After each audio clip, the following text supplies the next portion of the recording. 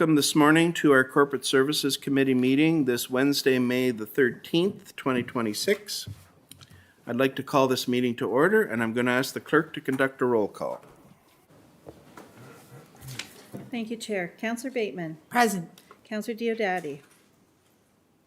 Councillor Gannan. Present. Acting Regional Chair Grant. Present. Councillor Height. Present. Councillor Encina. Good morning, present. Councillor Olson. Present. Councillor Redicott. Here. Councillor Seaborn. Present. Councillor Secord. Councillor Cisco. Councillor Whalen. Cheerfully here. Councillor Zalepa. And we have regrets today from Councillor Campion. Great, thank you very much. I will now read the Niagara Region Land Acknowledgement Statement. Niagara Region is situated on treaty land. This land is steeped in the rich history of the First Nations, such as the Haudenosaunee, the Haudenosaunee, and the Anishinaabe, including the Mississaugas of the Credit First Nation. There are many First Nations, Métis, and Inuit people from across Turtle Island that live and work in Niagara today. The regional municipality of Niagara stands with all Indigenous peoples, past and present, in promoting the wise stewardship of the lands on which we live. Are there any disclosures of pecuniary interest this morning?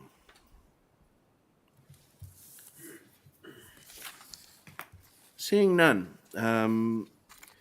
We have a presentation this morning. I'm going to call on Leilani Lee Yates. She's the Chief Administrative Officer for the NPCA. At the last board meeting of the Conservation Authority, we thought it would be a good idea to make sure everybody's aware of what is happening in and around conservation authorities. And so, Leilani, good morning, and thank you for bringing this presentation. Good morning, Mr. Chair and committee members. My name is Leilani Lee Yates, and I'm the CAO Secretary Treasurer with the MPCA. And as you're aware, last fall, the provincial government introduced legislation to establish the Ontario Provincial Conservation Agency, or OPCA for short, who will be tasked with overseeing the regional consolidation of Ontario's 36 conservation authorities and the ongoing governance of the conservation authorities. I did have an opportunity to present the proposal to Regional Council at the end of last year, and since that time, the province has moved forward with the proposed changes, and we are working closely with our neighboring conservation authorities and provincial staff during this transition process. So the original proposal was to amalgamate the existing 36 conservation authorities into 9 regional conservation authorities. And following the consultation period near the end of the year, the province made some boundary modifications and announced the final 7 regional conservation authorities. And MPCA remains part of the Western Lake Ontario Regional Conservation Authority. This new regional conservation authority includes watershed jurisdictions of NPCA, Hamilton Conservation Authority, Conservation Halton, and Credit Valley Conservation. The boundaries extend along Western Lake Ontario shoreline from Niagara through Halton and Peel, also including our Lake Erie shoreline. It encompasses both urban and rural watersheds and supports the Greater Toronto-Hamilton corridor. This regional CA would cover approximately 490,000 hectares of land and a population of nearly 2 million people. The new regional watershed boundaries include portions of 5 upper-tier municipalities: Niagara, Halton, Peel, Dufferin, and Wellington; 3 single-tier municipalities: Hamilton, Haldimand, and a very small sliver of Toronto, and 25 lower-tier municipalities. Just to give a brief comparison of the 4 conservation authorities in the new Western Lake Ontario Regional CA, we here in Niagara have the largest watershed jurisdiction, the longest stretch of Great Lakes shorelines being both Lake Ontario, Lake Erie. We do have the most municipalities. We operate very lean with dedicated and expert staff, and we deliver impactful work within our watersheds for our partners. Our permit activity is also comparable to the GTA conservation authorities, which is indicative of the growth we're seeing here in Niagara. And as I continue to meet with senior leadership at our partner conservation authorities, we continue to learn more about the similarities of our programs and the unique qualities of our organizations. The province is taking a phased approach to this consolidation. We're currently in the second phase. The province is currently setting up OPCA, beginning to gather baseline information from the conservation authorities. And over the next several months, the existing CAs will work together to provide the province a transition plan for the new Regional Conservation Authority, and the implementation will begin in 2027. To break this out a little further, the work really got going with the royal assent of Bill 97, which was the budget measures bill, which also included the amendments to the conservation authorities for the statutory amalgamation. From now until early to mid-July, the focus is collecting that information from all the conservation authorities to determine the current state and start forming the transition committees. The agency will oversee the development of the plans to be completed by the end of the year. And then the goal is to form the new regional CAs on February 1st, 2027, or later date proclaimed through regulation. Implementation of the plan will continue from that point on, recognizing that implementation will likely be phased from short-term to longer-term goals and requirements, and they'll be reporting to the agency as well. Just to discuss some of the roles and responsibilities through this process, Minister McCarthy and MECP, they have been responsible on the legislative and regulatory side of things, and also the appointment to the OPCA Board of Directors and the CEO. We do know that there's further legislation and regulation coming from the province. Likely we'll see that coming out in the fall. The agency itself, they will appoint project executives for each transition committee. They'll be overseeing the process, they'll review and approve the transition plans, and they'll dissolve the transition committees once amalgamation happens. And the transition committees are really doing a lot of the heavy lifting over the next several months to meet these timelines. For us at the Conservation Authority, right now, as I noted, we are gathering the information requested. We have appointed members to the Transition Committee, being myself and Chair Foster. And we continue to provide information to our partners. The municipality, we continue sort of business as usual for the budget this year under our own budget process for the MPCA. So the municipality will be approving the municipal levies. The elections will occur later this year, and then there'll be appointments of first members of this new regional CA. Under the new authority, our permit applications underway will continue. Any hearings or legal proceedings will continue. Our provincial offenses officer appointments will carry forward. Our MOU and agreements with our partners, including the region, our lower tier municipalities, and other partners will continue, and our grant funding applications for multi-year programs such as Trees for All, the Lake Ontario Coastal Resilience Project, Source Water Protection, the Niagara River Remedial Action Plan, those will all continue under the new regional CA. Current advisory boards will continue. Employment of staff at the predecessor CAs will continue. Our current board will continue to operate during this transition period until the new Regional Conservation Authority boards are appointed. As noted, the transition committees are forming. Myself and Chair Foster have been appointed by our board. The agency may choose to appoint other members where there's need for support on expertise to develop the transition plan. As I noted, there will be a project executive to lead the transition committee up to 24 months. OPCA may issue directions for that project executive. And that project executive will become the inaugural CAO of the new authority up to 24 months. And the committee will dissolve at the date of transition. The minister has issued directions for temporary guardrails to prohibit certain decisions for the conservation authorities to ensure the continuity of services to minimize risk during the transition phase. And these relate to matters such as changes to bylaws, major organizational or staffing changes, acquisition and disposition of lands, significant capital transactions, provision of goods and services, new agreements that are long-term and over the threshold of $500,000. However, if these agreements were already worked in the current budget and have approvals, they are exempted, and there is a process to request authorization from the agency. As I noted for the 2027 budgets, each of the predecessor CA, so ourselves, MPCA, Hamilton, Halton, CVC, will undertake their own separate budget processes.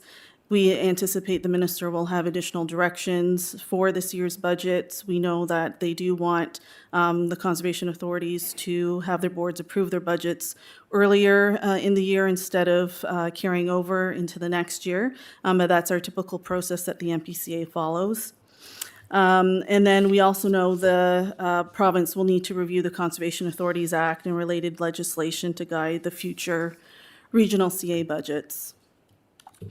And just to touch on governance, as I noted, following municipal elections, the participating upper and single-tier municipalities will identify their appointments to the new regional conservation authority boards. We are anticipating future regulation that specify the rules for the board selection based on municipal population within the new regional CA watershed jurisdiction. We also know that there will be limitations or rules to ensure equity across representation. And each regional CA will be required to at least have one watershed council that is advisory in nature to help identify local priorities and interests. So as we move forward through this transition process, our critical work continues with our partners and communities. There are no staff reductions. Our offices and parks do remain open. MECP is leading further consultation in gathering the baseline data for the transition plans.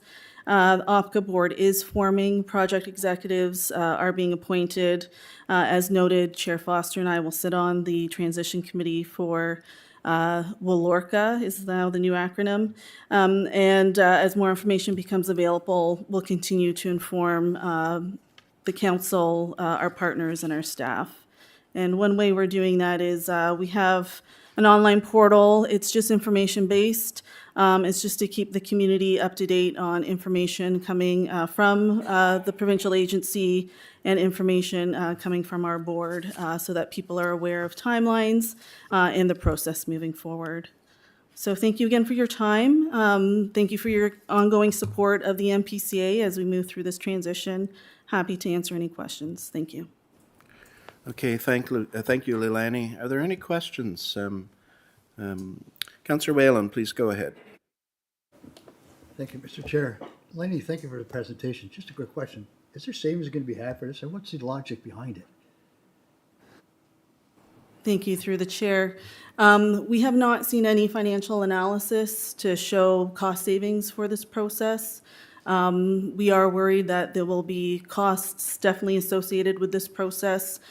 Things from harmonization of IT, new support services for this regional conservation authority, harmonization of benefits and salaries. So we know that there will likely be additional costs, but we haven't seen an analysis from the province saying that there'd be cost savings. I think it's more about supporting the province and their economic plan with supporting development and growth and ensuring that streamlined approach consistent with the province. Are there any comparables, the other regions comparable to the NPCA? Like, you guys do a great job down here. Mm-hmm. Do they do the same in their areas? Yeah, thank you.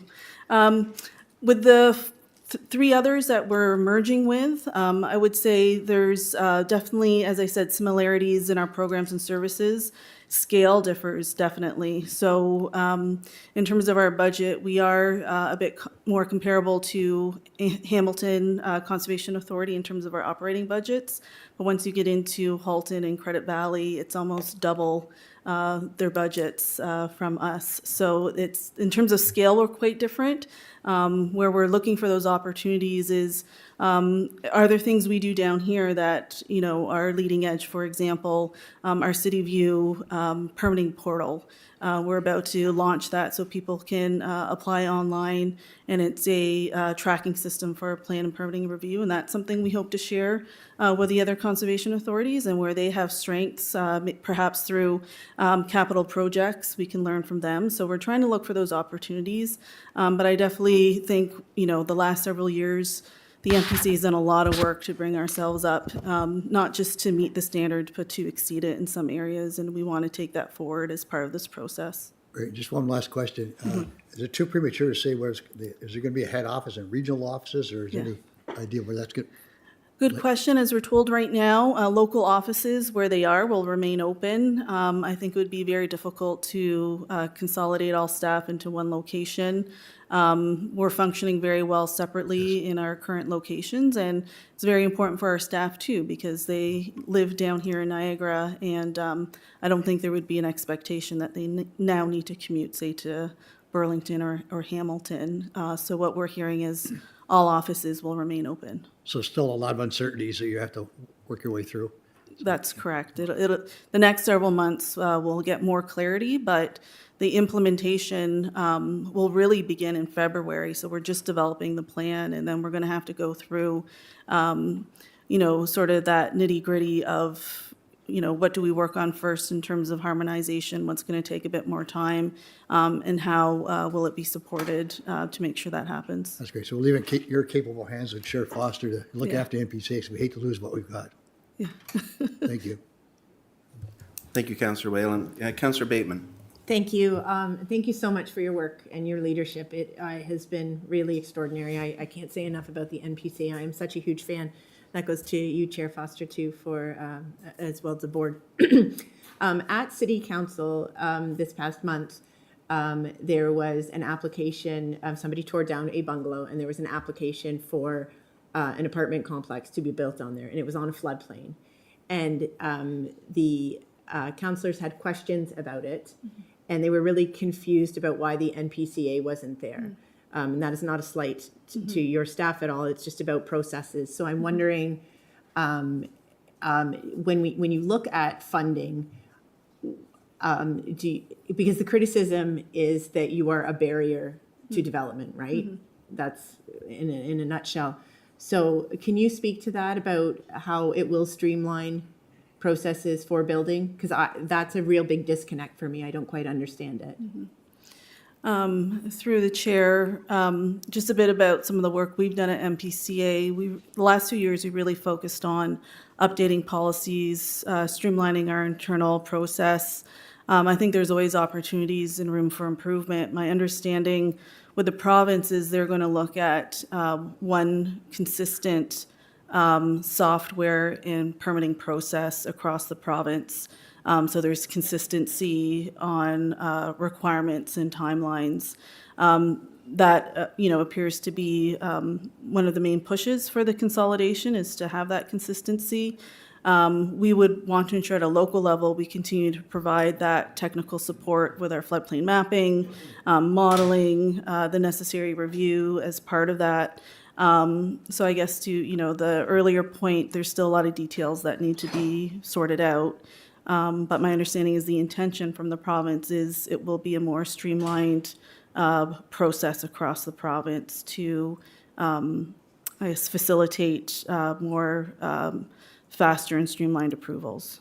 Thank you. And we received like a verbal update and written communications from the NPCA and the board about their concerns with this consolidation. Do I understand it correctly that you were advocating not necessarily to keep things the way they were, but to not go down to just 9, and then the province came back and said we're making it even smaller? Do I understand that correctly? What our board's position is we didn't support the consolidation as proposed because we really didn't have the information to justify the consolidation. And we felt the MPCA has done a great deal of work to become, a high-performing conservation authority in comparison to many of the larger, more resourced conservation authorities.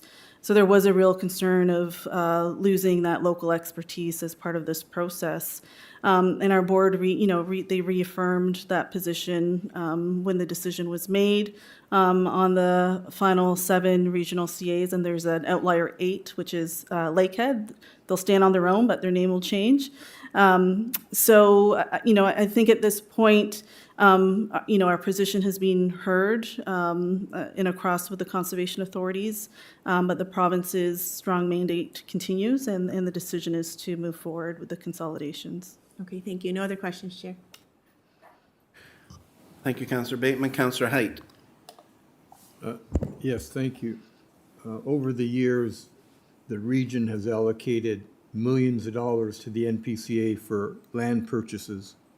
I assume there's a reserve of $500,000 to $2 million sitting to be spent on land in Niagara and only Niagara.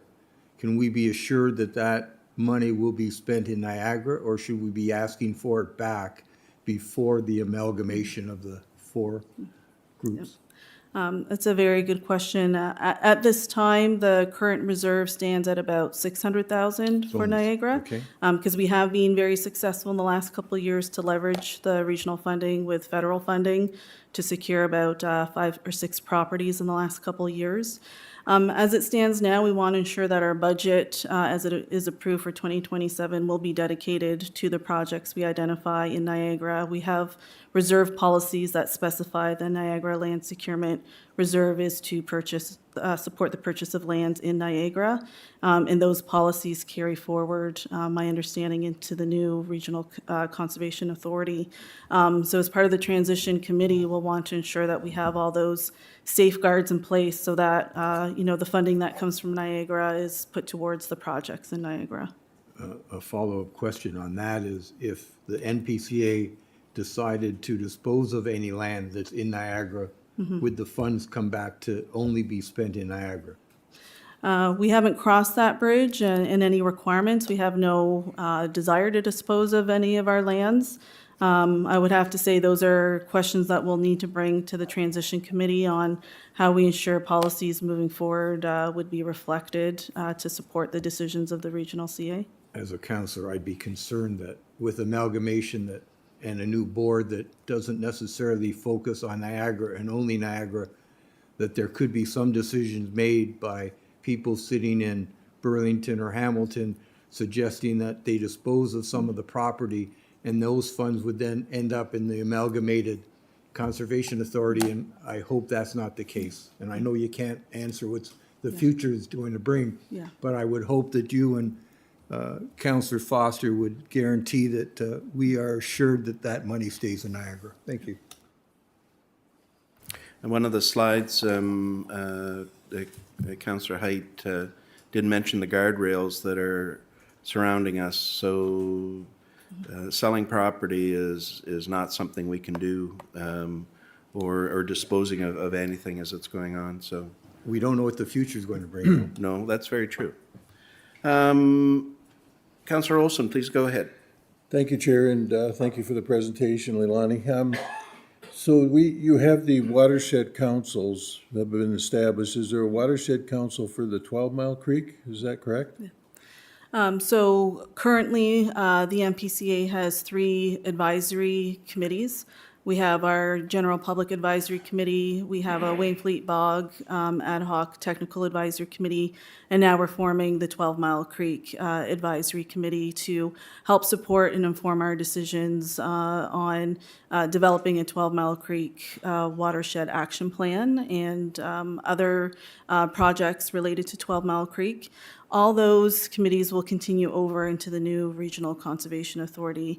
The question, and again through the Transition Committee and the discussions, is what's the role of this new Watershed Council? Minimum, there's 1 for the whole Regional Conservation Authority.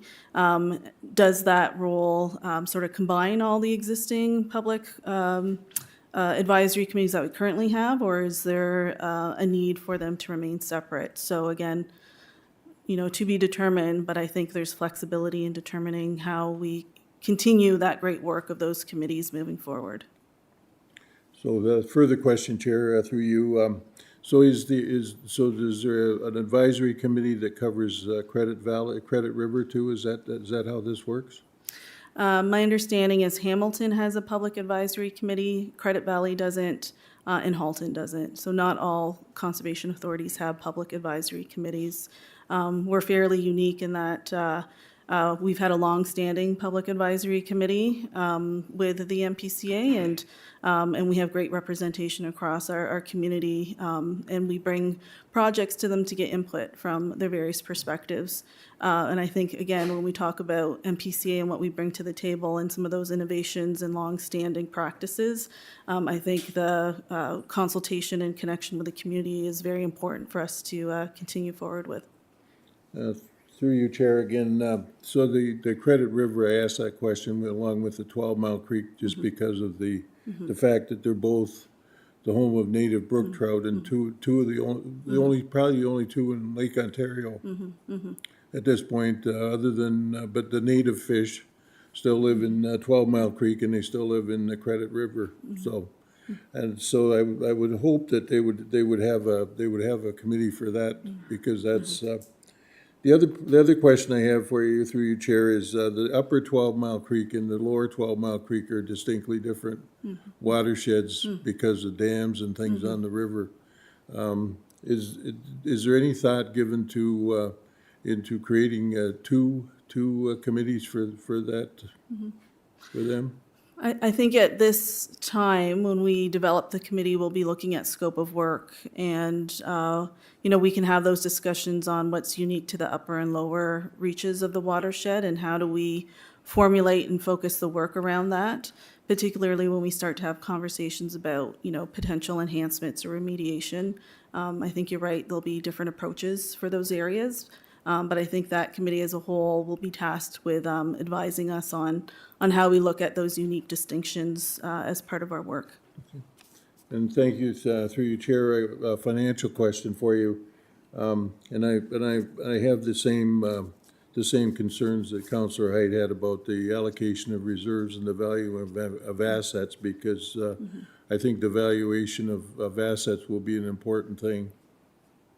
Mainly because the distribution of losses and gains on assets on disposition will fall on the people that pay the most property taxes, because that's the way those things are allocated. By looking at your financial statements, you have an annual surplus in the watershed management every year, and it seems to be your largest expenditure and your largest expense and also your largest surplus. So is there any changes in the way that's going to be done? Thank you for the question. What's showing as the surplus there is actually multi-year programs year over year that we're currently funding. So although it shows a surplus, for the most part, it is earmarked for projects moving forward. And they are some of our largest projects, like the Lake Ontario Resilience Project, our Trees for All program, our State of Good Repair. We do have a reserve, for our dams and levees. So I think comparable, generally speaking, the other conservation authorities have similar large expenses in that area as well. So again, there's similarities, but scales are different. And as we move forward, post 2027 on that true harmonization of budgets, it'll be an area we'll have to keep an eye on to make sure, again, those funds that are dedicated to those Niagara projects and Niagara infrastructure continues to be dedicated to that, and that we can continue to, stay on top of State of Good Repair and delivering those multi-year projects. Thank you. Thank you, Chair. Thank you. Councillor Sinha. Thank you, Chair. Thank you for the presentation and the work you do. One of the concerns that was just touched on earlier was with the amalgamation and the lands that the NPCA have here. Are they, I know this is looking into the future, but are you looking at who will be the holder of all the lands? Will it be the joint board? Is that kind of something that almost evident going to happen. I'm just wondering, so is there going to be land title transfers and all that kind of thing that's going to go to one location? Yeah. And those are the details we'll need to sort out, because under the changes to the conservation authorities and the statutory amalgamation, all assets and liabilities become the regional conservation authorities' assets and liabilities. So all our lands will become one land holding.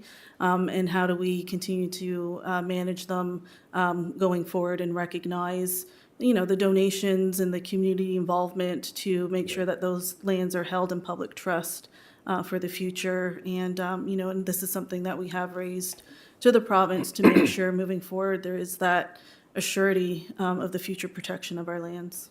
And through you, Chair, if I might, and the other thing that I'm a bit concerned about is after 2027, you now have a conservation authority with mass lands all the way across. There's nothing there to say that the different municipalities or different regions will be paying for everything else. So my concern, maybe you can put my mind at ease, is that when you put everything together like that, you have higher expenses and things like that. Is it going to be coming back to the lower tiers and say, okay, is there a fear of that? And if so, can we mitigate any of that?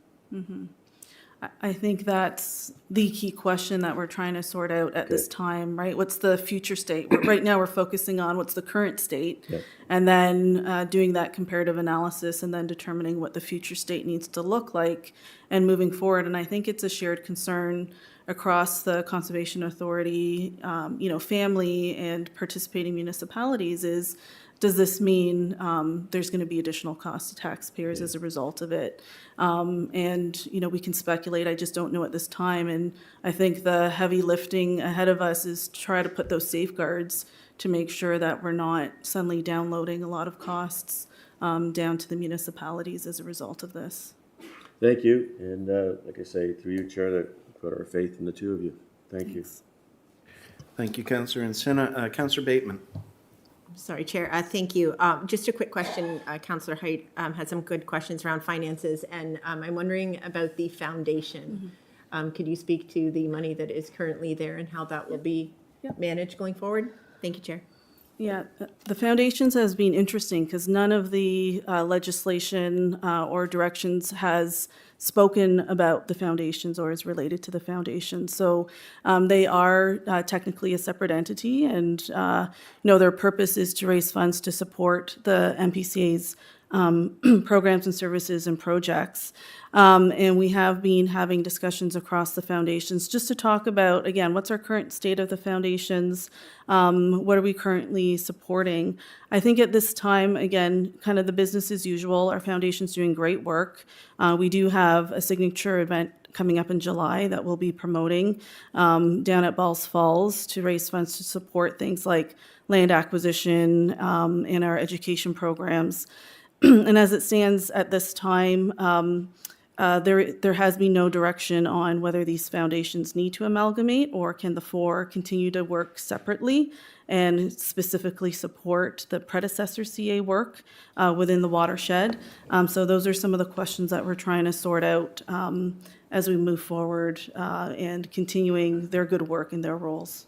Thank you. So through you, Chair, the staff who work at the foundation are separate from the NPCA staff?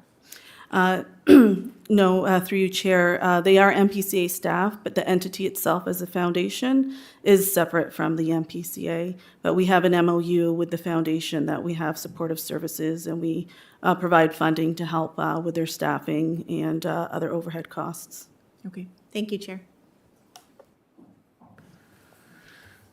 Don't see any other speakers on the list. And there was a there was a question brought up by Councillor Bateman regarding planning and when the NPCA gets involved. I just wonder if you could briefly explain when and how the NPCA gets involved with planning issues. As you know, we're not sitting there waiting to Right. see things come forward. So Can you just briefly Sure. mention that?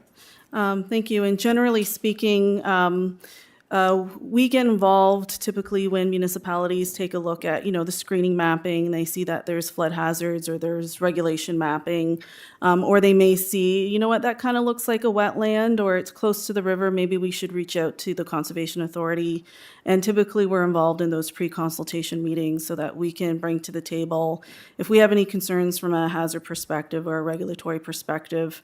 And then applications are circulated to us for comments, and we provide those comments, and we meet regularly and as needed with the municipality and the applicant to resolve any of those issues. What's also worked well for us, and an example in the Port Colborne Assay was our engagement up front. So we were a part of the Project Eagle team, and we were one of the first literal boots on the ground to take a look at what was there from a regulatory perspective. And we were looped in the full process so that we knew the cascading of events. So for us to pull the first permit cascaded another series of approvals that just helps support Port Colborne in the region in their application to the federal government and to the province and to the applicant. So it's partnerships like that where we can become involved early on in the process really helps the project overall, and I would encourage the municipalities to reach out, and a lot of them have through their ECDev departments, even when there's sort of due diligence phases and looking at properties and trying to see what the MPCA's interest would be so that we can deal with them early on rather than it be, and you need a permit after this is all done. Thank you.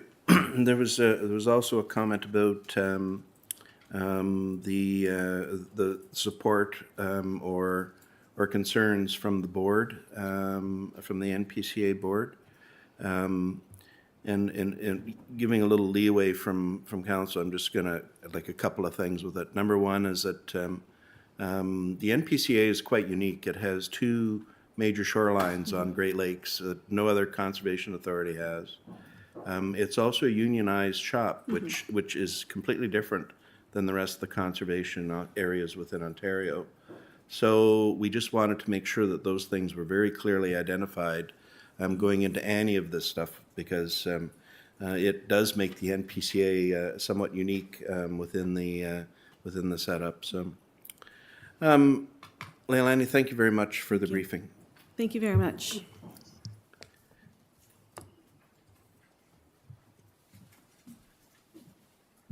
We have one item for consideration this morning, recommendations from the Joint Board of Management Niagara Courts meeting held on Thursday, April the 23rd.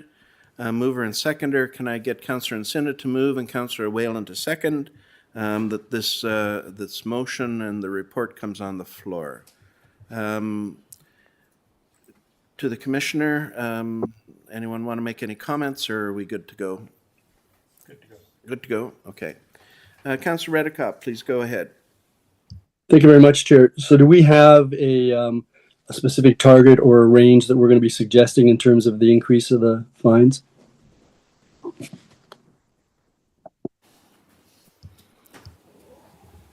Through the chair, I'll turn this question over to Senior Legal Counsel Scott Crocos with us today.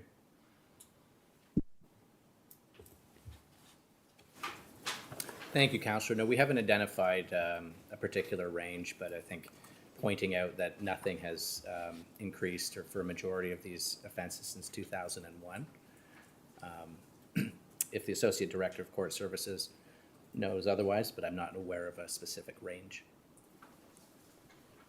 So do we have, without having a range, have we been able to calculate what the sustainability financial impacts might be if there is an increase?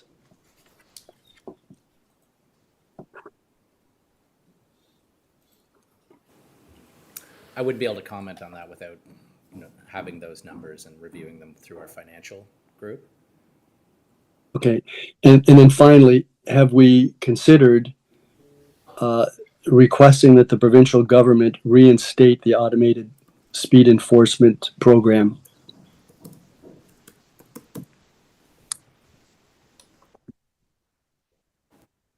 I'm going to turn that over to our Associate Director of Court Services, Miranda Vink, who is online. Good morning, through the chair.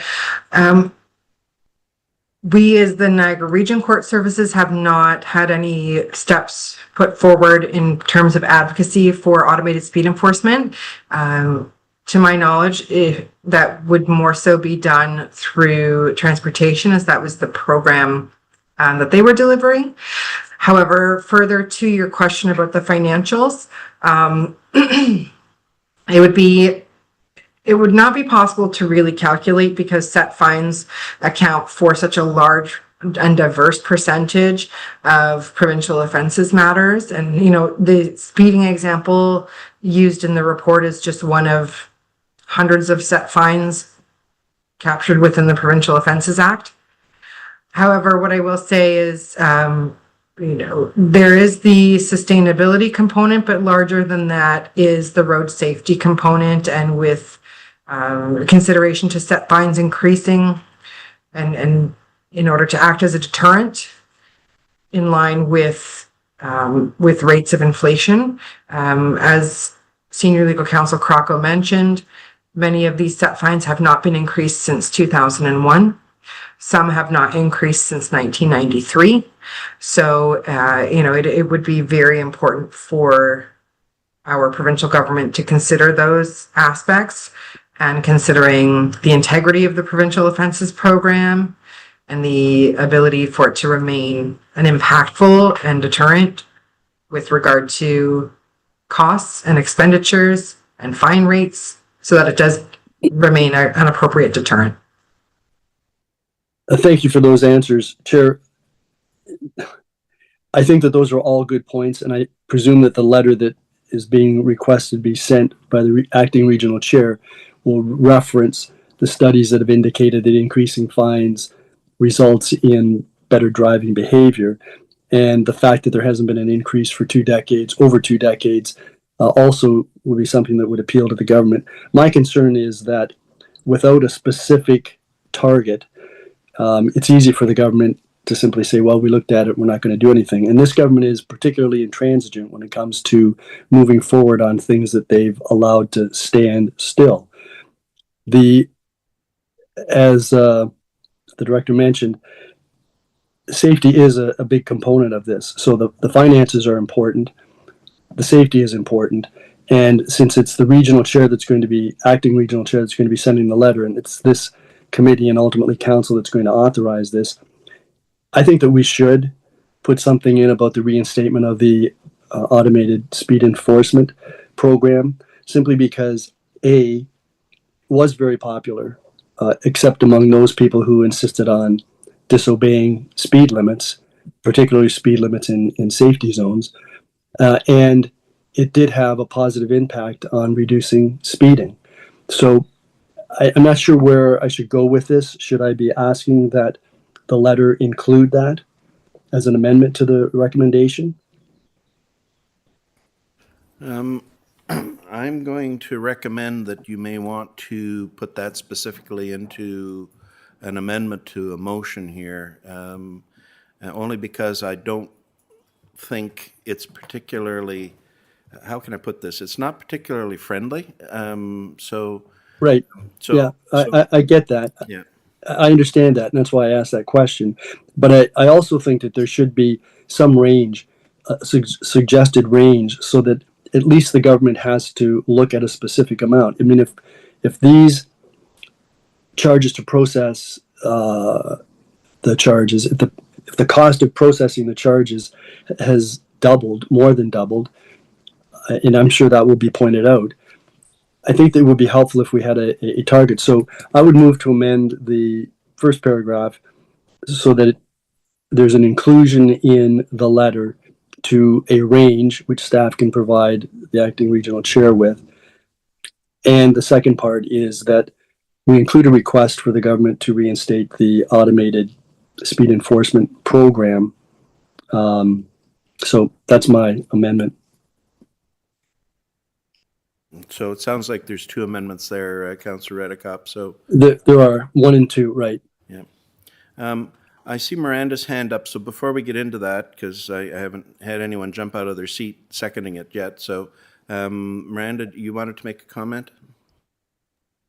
Thank you. Through the chair, appreciating Councillor Reddekopp's comments.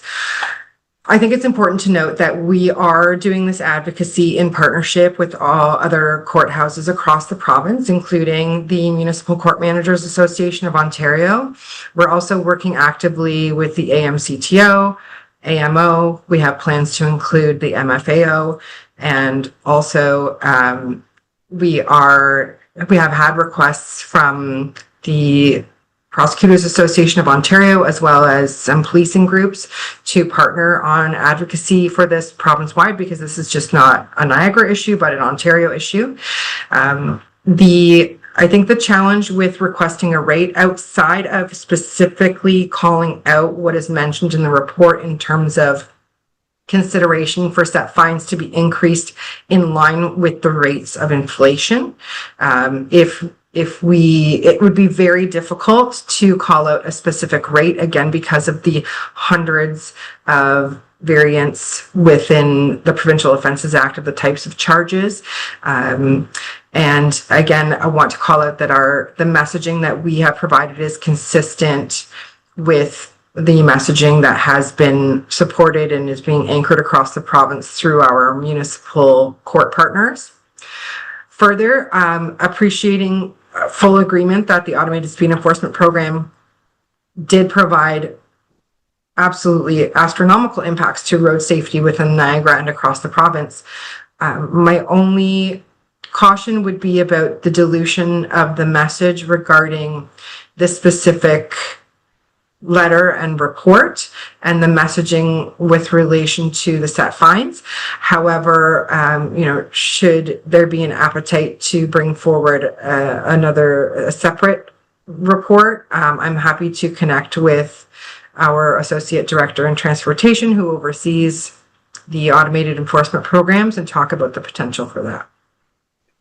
So, Chair, if the letter is going to make reference to an increase in line with inflation, that's fine. That addresses a range. Is that what's going to be in the letter?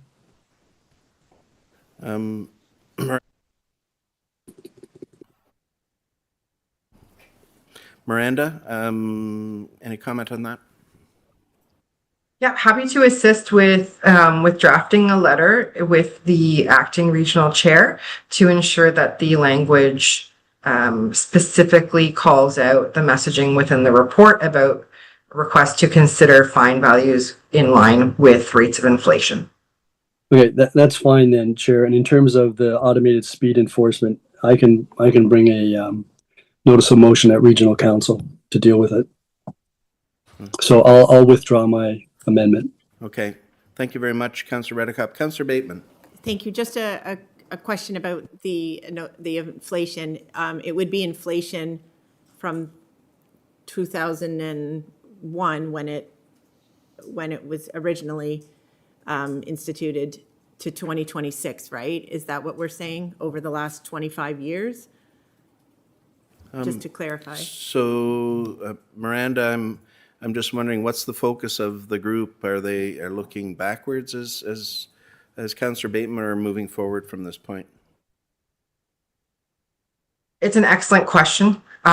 Really, our request is that they review all set fines within the Provincial Offences Act. I think some of which again have been updated. Some have been updated in recent years. Others, like speeding, have not been updated since 2001, and other matters still which have remained the same since 1993. So really, again, hard to pinpoint a specific percentage, because throughout the Act there are all manner of different charges, and some which have been updated within the last several years, and some which have not been touched for 3 or more decades.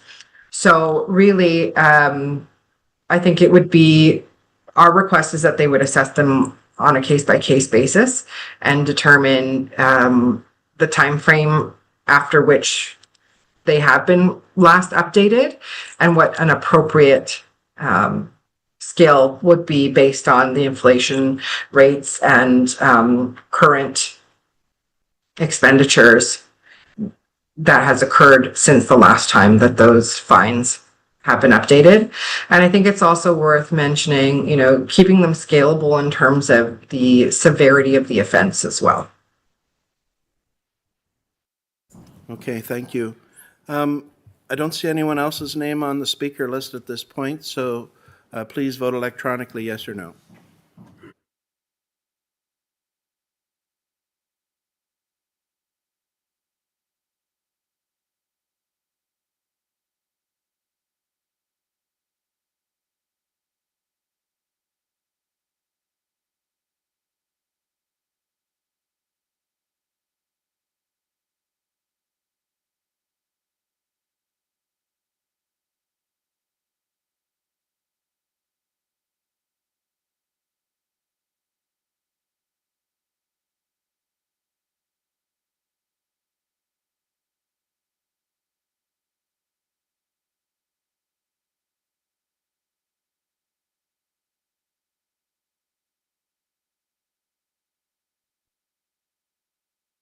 And that's carried.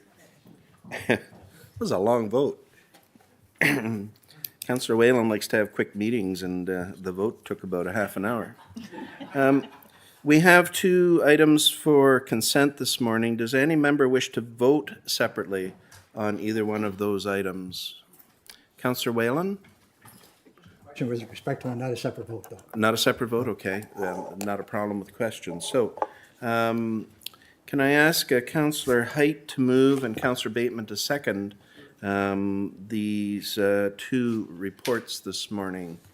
And they've both nodded in agreement. Councillor Whalen, please go ahead. Oh, sorry. Yeah, Councillor Whalen, go ahead. Thank you, Mr. Chair. Just a quick question about the interest rates, the borrowing rates. The 2 different types of rates, how do they determined? There's a,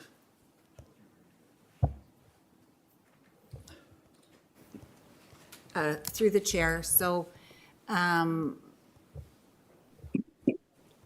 speak to Capital Markets and Infrastructure Ontario. So Capital Markets is really driven by what the market's doing. We work with a debt syndicate. They would have an alignment and understanding to what the province of Ontario and the federal government is trading at. And then they forecast what the market would, we would need an investor to receive to lend to the municipal government. So, and they look at our AA credit rating, and so then they adjust the rate accordingly. We just did a deal yesterday, actually, and with the capital markets, and we closed, I think, at 3,964 with our fees included. And then Infrastructure Ontario, I asked just staff to look that up, was at 399. I'm not as familiar as to how IO sets the rates. They set the rates every day, so that there's a process that they would follow probably closely to what the capital markets does. so is it optional? You take the higher or the lower one? They're pretty close to each other either way, so is it the market that determines the rate? It is the market, yes. And it would be up to the region or their locals how we move forward with that debt, whether it's through IO, which is largely we use for longer term projects, and capital markets for shorter term projects. Okay, and just one clarification to make sure everybody's aware, that debt zero for Thorold at the end of the year is legitimate. So too bad we couldn't lend to the other municipalities, but thanks so much. Yeah, that'd be a pleasure. Councillor Bateman, please go ahead. Thank you, Chair. So this is, I was happy to receive 6.2 CAO 9-2026. And I'm wondering what the next steps are for council.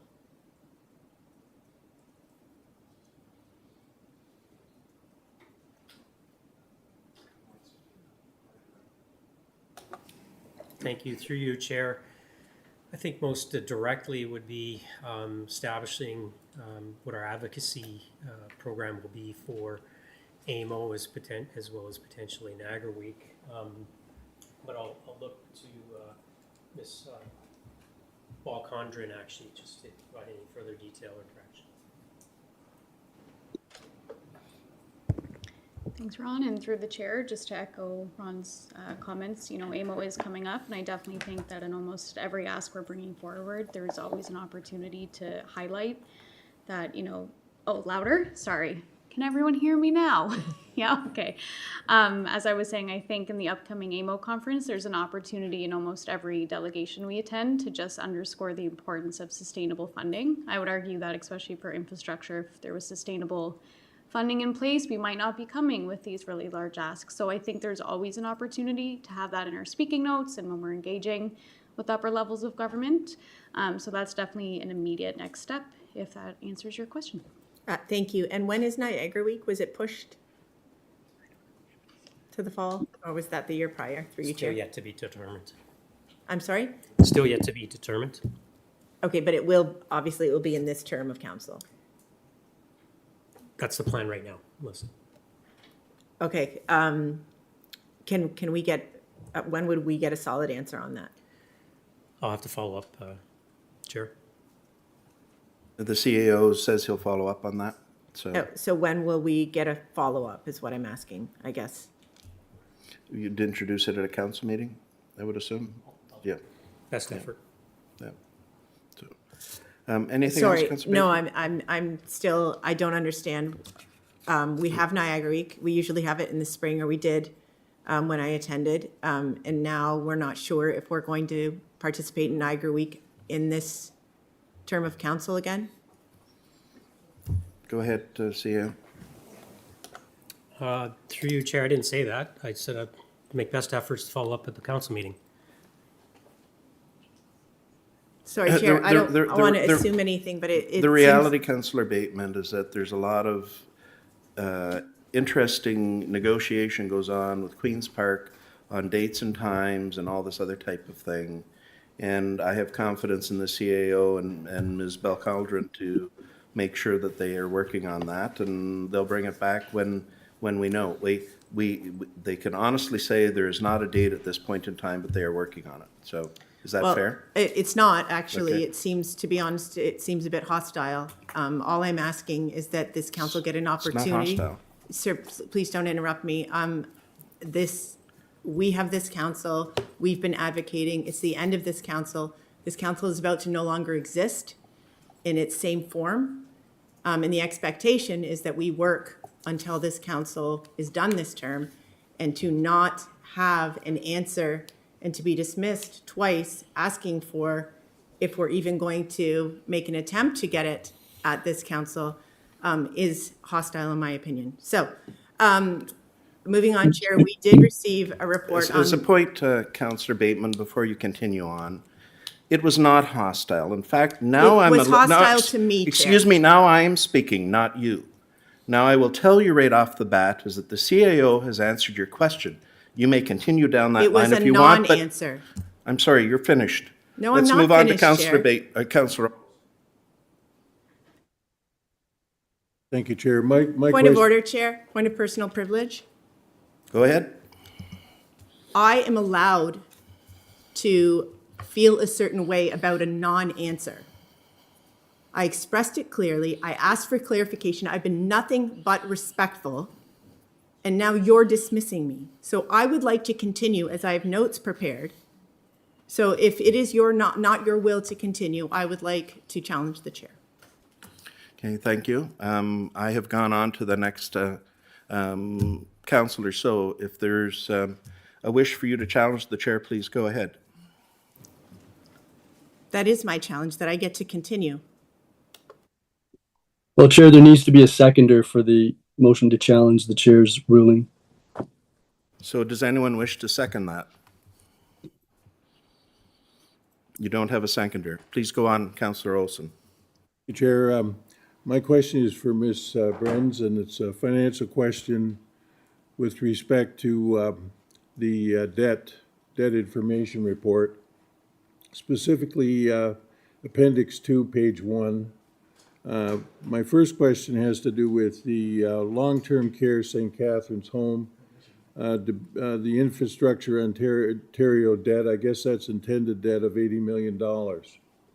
Has that debt been issued now, or does that get issued at the point that the building is complete? Through the chair, those funds have not been issued yet. We are planning to issue, we're planning on a fall issue through Infrastructure Ontario.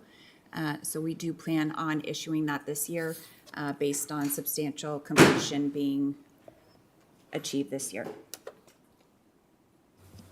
I'm going to, once again, through to Councillor Bateman, please, enough. Councillor Olson? Thank you, Chair. So that leaves the financing of the project to date to be on out of our own cash sources. Is that where we are right now? Through the chair, yes, that's correct. Thank you, Chair. So the implication would be from that is there's no income from the property to pay the interest, so we're going in the ditch every time we make an interest payment on the building until it's completed, I guess. Is that correct? Through the chair, largely correct. I would, Except the part about going in the ditch. How about that? With this particular debt issuance, the province does have a per diem for capital replacement builds. So it's partly, I want to say 50% funded by the province, the debt charges. So this represents then, and I'm going to say an unbudgeted cost on the project. Is that correct, or are we budgeted this? Through the chair, per our capital financing policy, at the time in which we approve the debt for a capital project, we also have to have the debt charges approved. So it will not be an incremental pressure to the budget going forward. Thank you. My next question, Chair, through you, is page 2 of Appendix 2. And seeking clarification around automotive as the security on debt. I see here there's a fire truck, and then there's also a pump, which I suspect is a pumper truck. Is the practice to put long-term debt on automotive vehicles, or are there rules around that? Through the chair, I can speak for the region. Our policy is to maintain debt for strategic or growth projects, and that any kind of state or good repair or replacement of assets is funded through our annual capital transfer, which we approve each year. As to the locals, there's been lots of good conversations. I think we're a little bit ahead as far as like bringing awareness to the need to fund state of good repair on base budget. There's been some good headroads in our local area municipalities in ensuring that they have an annual capital contribution within their base budget. I would say some of these projects are legacy. They were approved originally with debt, and they're seeing them through. So hopefully we see that. My opinion is we shouldn't be issuing debt on those types of projects. But again, it's up to the locals as to what they choose to issue debt on and request for us to issue it on their behalf. So. Thank you for that. I guess I would share that opinion, except I would add that there must be other vehicles that are appropriate for something like that as well. So, thank you, Chair. That's my questions. Thank you, Ms. Brands. And thank you, Councillor Olson. Councillor Redicott. Thank you, Chair. So is there an effective difference in the interest rate for Infrastructure Ontario borrowing and borrowing from the markets? Through the chair, yes. I quoted the capital market rate at, what did I say, 3.964. That was including our fees. It was closer to 3.8, and the IO rate was 3.99.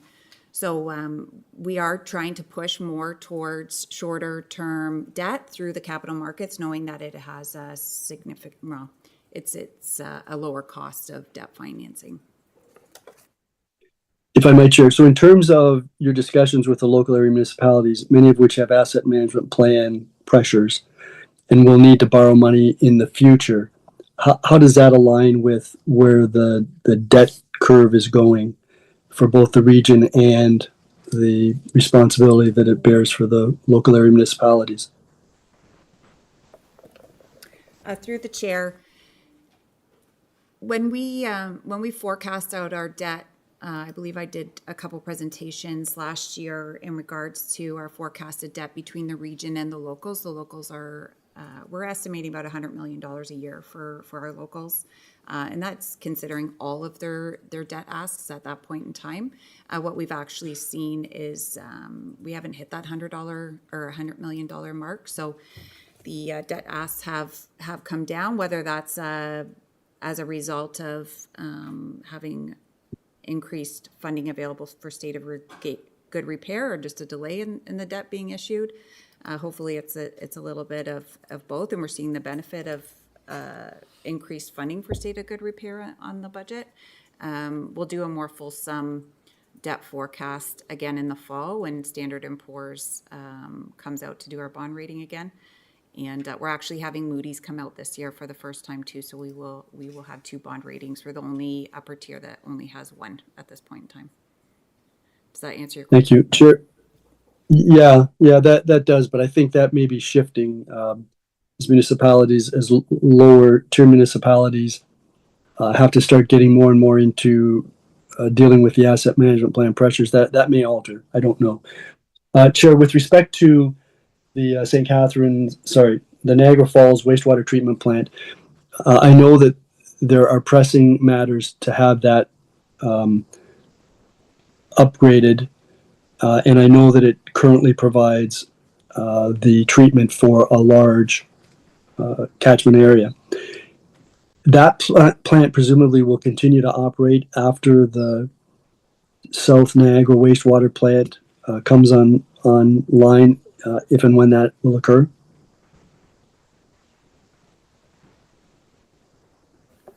Through you, Chair, that's correct. Okay, thank you. And then couple of questions that maybe can't be answered, but with all of the turmoil that's going on right now in governance in Ontario, what happens? Who guarantees the region's debt if for some reason the provincial government decided to take another step in the future to dissolve the region? What happens to the debt? Has anybody contemplated that?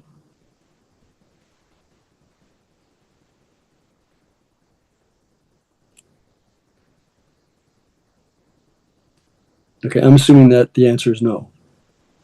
I don't think it's been particularly contemplated, but I'm looking over at Beth and our commissioner on this one, so they both have perplexed looks. Yeah, I can appreciate that. I mean, that is very speculative. Don't know what's going to happen, but there's lots of things that have been happening that I wouldn't have anticipated would occur on governance, and so I think we maybe not just the region, but I think the local area municipalities need to keep an eye on that and maybe figure out what will happen. Who would be taking the debt? Would it be a collective? Would it be each single tier municipality or lower tier municipality? And then how do you divvy up $400+ million worth of debt? Just not keeping me up at night, but it's just something I thought about. Thank you. Okay, thank you, Councillor Redekop. Don't see anyone else on the list. Question to staff. So there was a discussion, or we go through and deal with bond ratings and stuff like that. So I'm just more curious than anything else. Like, is it the overall debt that is being looked at in these situations, or is it also potential debt that's coming into play? How do the bond rating agencies really look at this? Through the chair, they look at our current year mainly, and then 2 outlying years. Their main metrics is looking at our debt to revenue. So they're looking at our locals and the region together, staying within 75%. That's the ratio, that's kind of their target, to stay where we are in our bond rating in regards to debt. So we do need to provide some level of forecast for our locals, and so we do work closely with them to, and it's great, we get lots of good information from them. But knowing that those asks were significant, that is one of the main drivers for, we've been on a bit of a hiatus with approving any new capital projects with debt, for the sole purpose of trying to stay within that ratio. We are getting into, South Niagara Falls was mentioned. That is our big ask right now that we're working through funding strategies, and we are holding debt room to ensure that we are supporting that project. Once we land a funding strategy with that, we will come back and talk about what that looks like. Right now, that project is approved with $250 million worth of debt. The bond rating agency knows that, so that is definitely within their purview. They want to hear about that every time they come in, and just making sure that we're being cognizant of that large financial and possibly debt ask, and that we're being considerate of that in our overall financial perspective. So it's quite a important piece of the pie when we think of our municipal, the health of our finances here at the region. Okay, thank you very much. So the two reports have been duly moved and seconded. Can you please vote electronically, yes or no?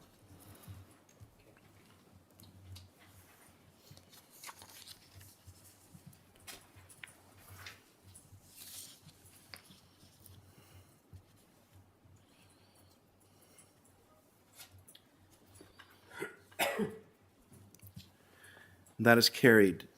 Other business. Does anyone have any other business to bring forward? Councillor Bateman, please go ahead. Through you, Chair, we received correspondence CWCD 2026-81, the tow rotation list. Council has also received correspondence from many tow operators who have concerns. And specifically, one of the concerns we raised is that as drafted, the RFP appears structured in a manner that unfairly excludes qualified local operators, substantially diminishes open competition, and creates unreasonable barriers to participation that cannot be justified by legitimate operational necessity. And I'm wondering if I could get staff's input on that. Through you, Chair, the memo referenced the work that's taken place jointly with the NRPS and the region in terms of establishing a rotation list for vehicle owner requested calls. The criticism of a procurement process for tow operators is specific to police and their secured towing, and is under their purview. The complainant knows that, I believe, has registered to make a delegation at the Police Services Board, but it's completely under the jurisdiction and discretion of the NRPS. And it's intended to be quite prescriptive in terms of its security-related matters. Through you, Chair, the list will now remain with the Niagara Regional Police. Is that where it is now? It's been kind of a confusing process, and that's what I believe the tow operators have asked for. In speaking with members of the police board, they've suggested that there is a fee associated with them operating the list, so I just want to know where we are on that. Through your Chair, I'll say again, there's actually two separate processes. The NRPS has always had a designated vendor for secure compound towing. And so this is a renewal of that particular process. The one that council has seen delegations about before in the past about a list, that's, again, something we are putting together jointly that will be operationalized through the dispatch services at NRPS once completed. Thank you. And I don't believe there's a fee associated with it, but I would have to verify that. So, but by fee, I mean that there's cost to operating, just to clarify that, Chair. So just so I understand, the list the list to call tow operators once there's an accident will be managed by the Niagara Regional Police. In this term of council, it has been managed by the Niagara region, and that is a change that is happening. Am I correct?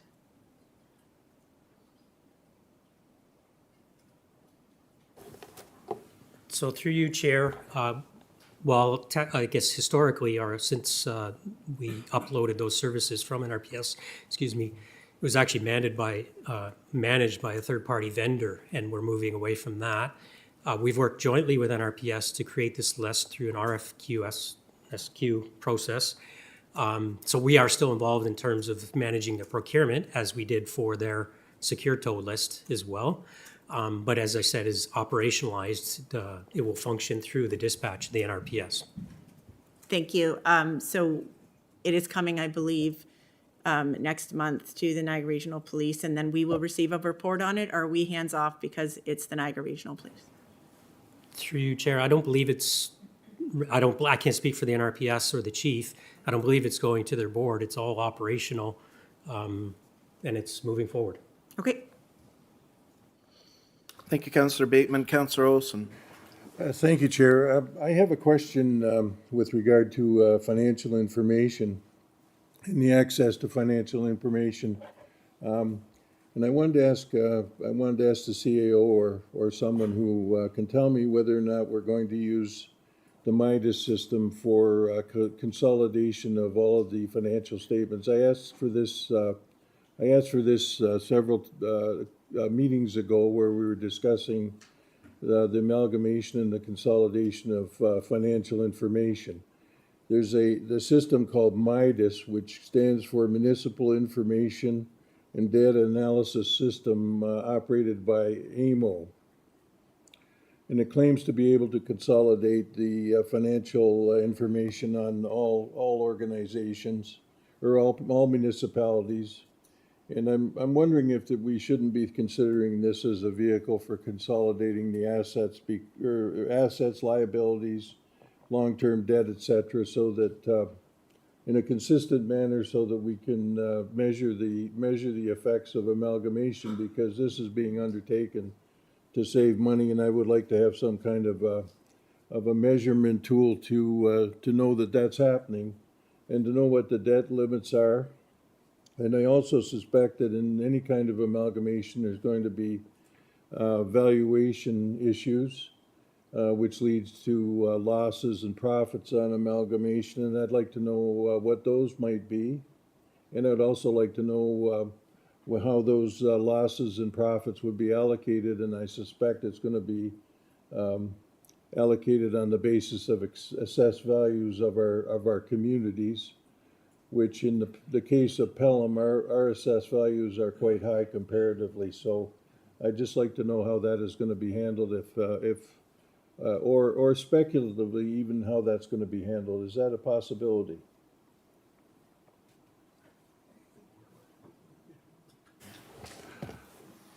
Through you, Councillor Olson, that is a lot that you've just thrown at us. I think just chatting with Director Brenz and myself just off the side here, I think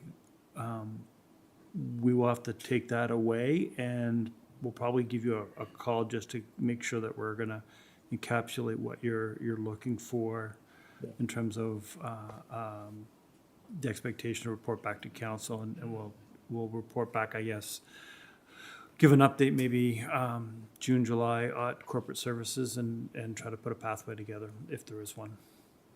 Yeah, I thank you for that answer. I appreciate the fact that you're going to have a look at this. The MIDAS system is, I believe it's new. I signed up for it, and it's a powerful tool, as the financial information systems are too.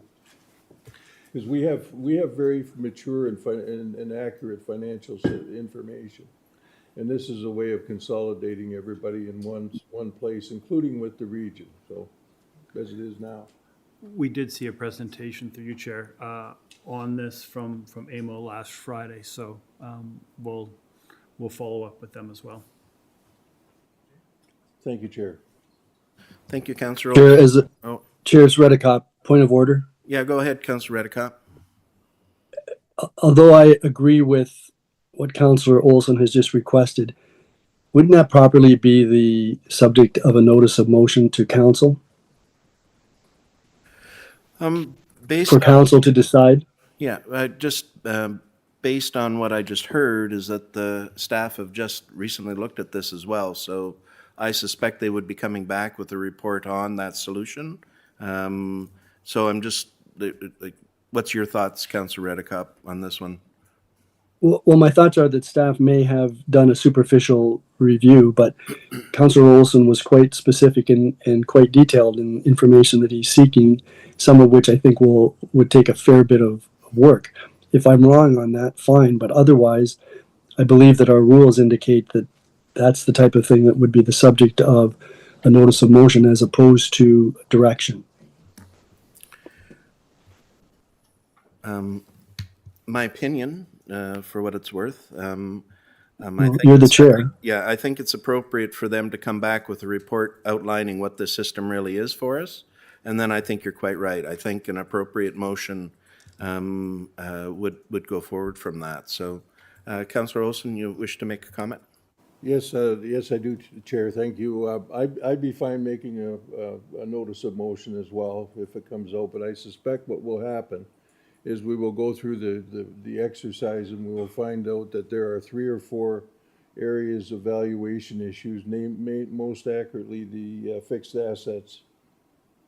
And probably not the debt and probably not, but the allocation of how those could go about is, I think, is a matter of principle, and I think it's a matter of policy. So, you know, they could be laid out quite nicely in a very short report, I believe.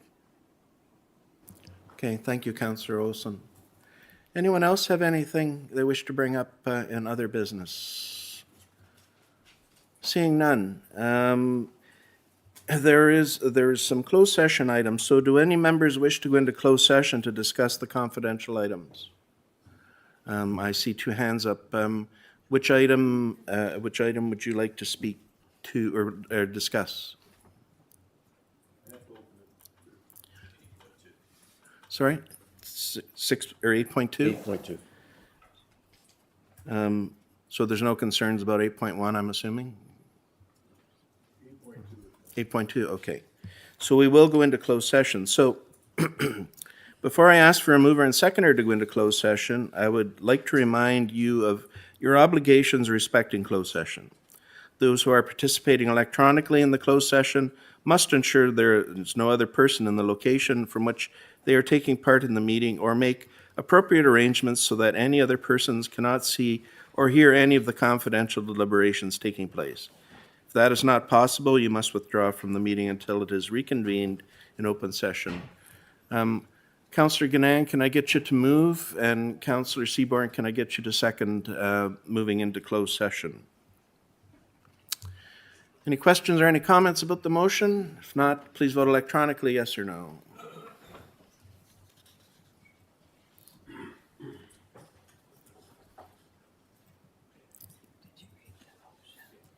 Oh, yes.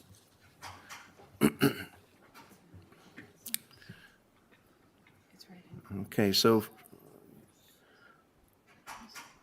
we'll just go back for a second. So for those at home, I have to read what the motion is that we're dealing with, so. Okay, so that the motion is that this committee do now move into closed session for the purpose of receiving information of a confidential nature respecting a matter of labor relations or employee negotiations under Section 239(2)D of the Municipal Act 2001, QP 911 Collective Bargaining Agreement. So we are now going into closed session. Thank you.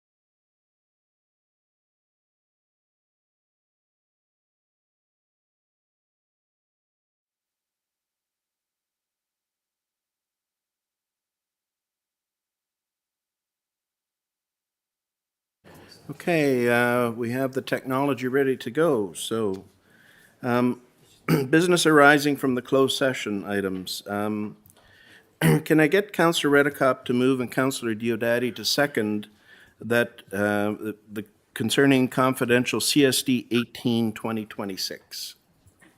Yes. Absolutely. Thank you, gentlemen.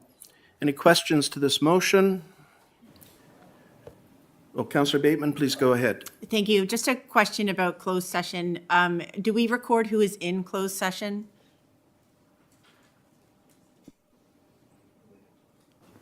Through the chair, yes, it's recorded in the closed session minutes. Thank you. Does that include staff? Yes, it does. Okay, thank you. Thank you. Are there any questions to this motion? Seeing none, please vote electronically, yes or no.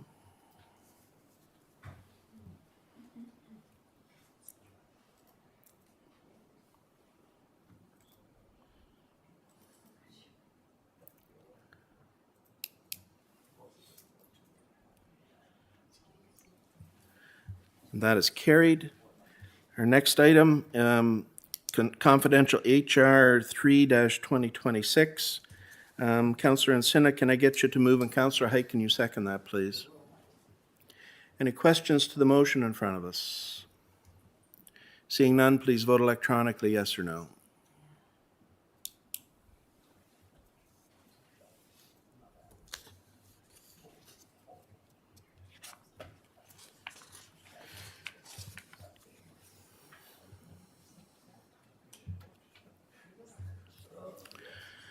That is carried. And with that, our next meeting will be held Wednesday, June the 10th, 2026, here at the council chambers at regional headquarters. No other business on the agenda. This meeting is now adjourned. Thank you.